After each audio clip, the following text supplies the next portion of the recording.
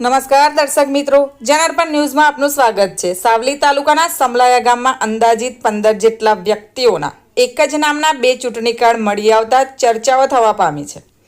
આગામી સમયમાં ગ્રામ પંચાયતની ચૂંટણી હોવાથી ત્યાંના સ્થાનિકોના ઘટના સામે આવતા તેઓ વડોદરા કલેક્ટર કચેરી ખાતે પુરાવા સાથે રજૂઆત કરવા માટે પહોંચ્યા હતા।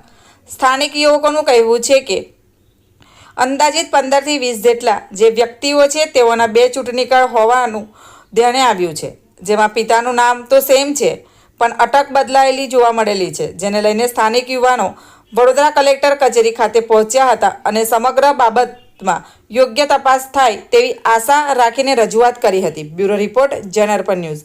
આવા જ નવા સમાચાર જોવા માટે જોડાઈને રહો જનાર્પણ ન્યૂઝ સાથે। અમારી ચેનલને લાઇક કરો, શેર કરો, સબસ્ક્રાઇબ કરો। ધન્યવાદ। મારું નામ મિતેશ કુમાર રણછોડભાઈ ચૌહાણ, ગામ જૂના સમલાયા, તાલુકો સાવલી, જિલ્લો વડોદરા। અમારા યુવાનો વતી એક અમારા સરપંચશ્રીની ઉમેદવારી અમે નોંધાવી છે। આ અંતર્ગત મતદાર યાદીની ચકાસણી કરતાં અમને એવું ધ્યાનમાં આવ્યું છે કે 15 થી 20 લોકો અમારા ગામમાં અને એમના મૂળ ગામમાં પણ આજે પણ મતદાનનો હક ધરાવે છે। આવા બોગસ મતદાન થવાથી જે ચૂંટણી નિષ્પક્ષ થવી જોઈએ એની જગ્યાએ આખી એક તરફી થઈ શકે અથવા જે વ્યક્તિ ના ચૂંટાવવું જોઈએ એની જગ્યાએ ચૂંટાઈ શકે અને લોકોનો વિશ્વાસ તૂટી શકે।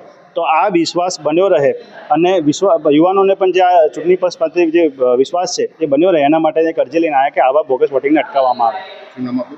મારું નામ મિતેશ કુમાર રણછોડભાઈ ચૌહાણ, ગામ જૂના સમલાયા।